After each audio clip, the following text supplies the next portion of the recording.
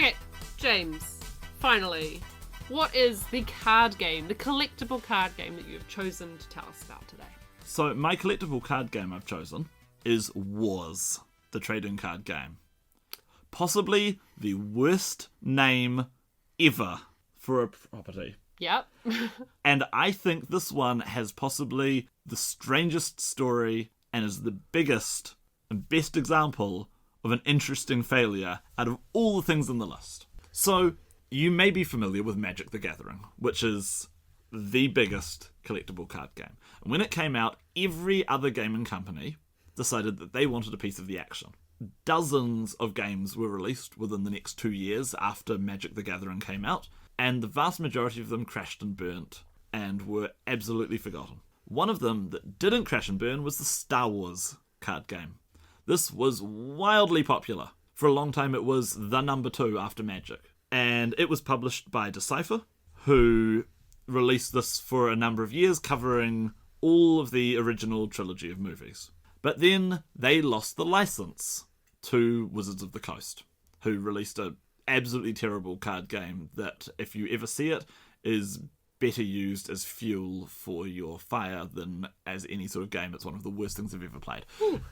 So, there's a positive review for that one. But anyway, the Star Wars card game had this very interesting, unique rules system. It's much more strategic than Magic. There's a lot of tension built into not just the deck construction, but how you play it. And so Decipher thought, well, if we're losing the license to Star Wars, we will make our own unique science fiction franchise. And they spared no expense at taking their extremely beloved rules, polishing them up to make them much better. Over the years, the Star Wars card game got very, very clunky when you added in all the rules for asteroids and clouds and Ewoks and what have you. They polished up the rules, made them really hum. They got a new setting. They got all sorts of work got done on this. John Howe, you were saying. They got John Howe, the very, very well-regarded Tolkien artist. They got him in to do a lot of concept art. They got Michael Stackpole, who is not quite so well-known, but he's written a lot of military science fiction. They got him in to write a lot of the introductory fiction, which they used to introduce the world to the players. They released a concept album. Huh? Really? Which you can find on Board Game Geek. Yes, they released an entire soundtrack based on this world. Hot damn. There were about 6 or so short stories that were out by the time that the game came out. So the world is, well, I guess we can just call it Wars. They decided they wanted to just call it Wars to keep it similar to Star Wars. And I think it's actually one of the reasons why the game failed. Because that is one of the blandest names possible. And even at the time, if you Google Wars card game, you will just find Star Wars. Yep.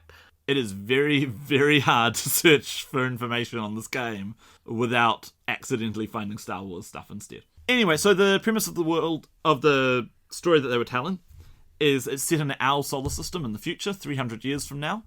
Because of a nuclear disaster, large amounts of people have moved to colonize Mars and the rest of the solar system.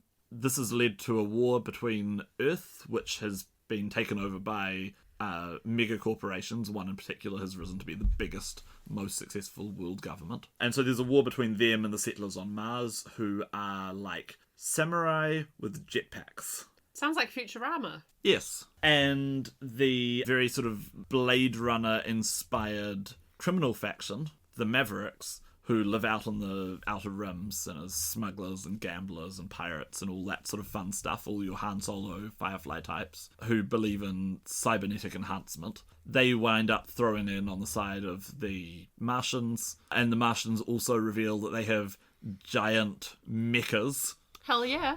And also an AI that takes the role of their benevolent godmother. And with the help of all of that, they manage to defeat Earth and declare their independence. Sounds sweet.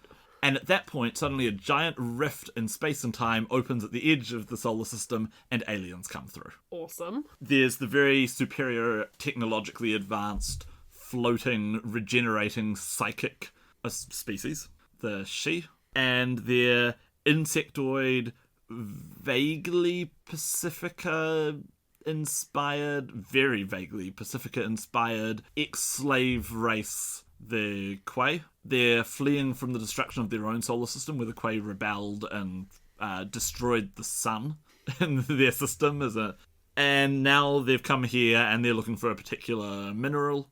Also, as a result of the rift opening, suddenly people start developing special superpowers, basically, throughout all of the different factions. And so this is it's a lot of very generic things, but these are really interesting generic things. A lot of the fiction, it ranged from very sort of military things to some very philosophical things.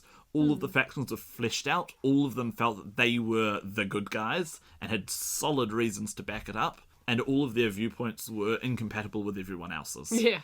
Which is wonderful. Gameplay-wise, there was a lot of tension in how you played.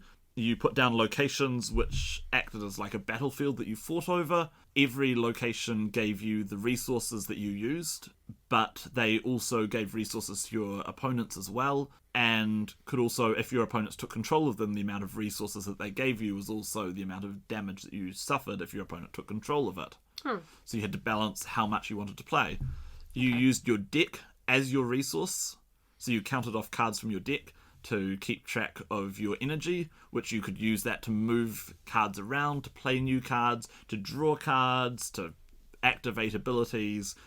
And so there's always this tension about, do you want to expand what you're doing? Is it better to go all in here? Do you want to spread your forces and try and take control of it for a lot of locations? Or do you want to concentrate in a small area? Do you want to worry about the ground battles, the space battles? There's a lot going on. So, a fascinating game. A fascinating world. It then very quickly got a role-playing game spin-off from Mongoose Publishing, which I would love to get my hands on one day. It's a very generic... So it's not on Board Game Geek? No. Ah. It uses the D20 system from Dungeons & Dragons 3rd edition, which was the big hot thing at the time. So it got a role-playing game. There were even talks of a movie. Wow. And then 7 months later, it was all over. Wow. 7 months. 7 months. So why? I don't fully understand why myself.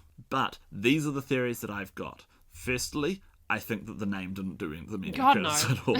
It's incredibly generic and confusing. Another reason is that the collectible card game market was oversaturated with all of these products that would crash and burn very quickly. Oh, yeah. I heard that a lot of distributors refused to carry wars. Oh, okay. They didn't want to risk being burnt by something that was an unknown franchise. The other reason, I think this is the saddest one, and it's probably the most true, Decipher thought that their Star Wars system was so big and popular. Their Star Wars card game was such a success. It turns out it was the Star Wars that was popular, not the card game. Without having Luke and Vader and Obi-Wan and Yoda, I think a lot of fans of the Star Wars card game just weren't interested. So the game lasted for 2 sets. A third set got released as a PDF. You can find it online. And then that's it. Except 10 years later, a group of fans got the rights to write novels based on it. That you can find as ebooks. I don't think they ever got released physically. Okay. And while doing some reading up for this, I found that a fan who's been running the biggest and I think the only fan website based on Wars has just gotten the rights to continue the franchise. Wow. Watch the space. Watch the space. So a really fascinating failure where absolutely obscure, but at the same time, the people who did care about it really, really enjoyed it. And it's something, if you're interested in, you can pick it up very cheaply. It took me quite a bit of hunting to find it on eBay in between all the Star Wars CCG boxes, but you can find the starter decks for $10, $15. Booster boxes, they seem to have gone up. When I got them, they were about $20, $30 for a booster box. Those things were $160 at release. Now they seem to have gone up to about $60 or so. So it's still pretty reasonable compared to Magic the Gathering. Well worth checking out. Wow. Well, there's our selection of interesting failures for you. Once again, don't forget our website, www.skybeargames.com. It's the place to go for our Discord, to buy our games, visit our Patreon, visit our blog, all those nice things. All right. Do you have any interesting failures? Things that didn't get the audience that they deserved? Or things that almost were wonderful? Yeah, Why please. not come and talk to us about it on our Discord? Yeah, hit us up on the Discord, comments. We if want to you- hear from you. Well, that's James and Claire signing out for another fortnight. And in the meantime, keep gaming.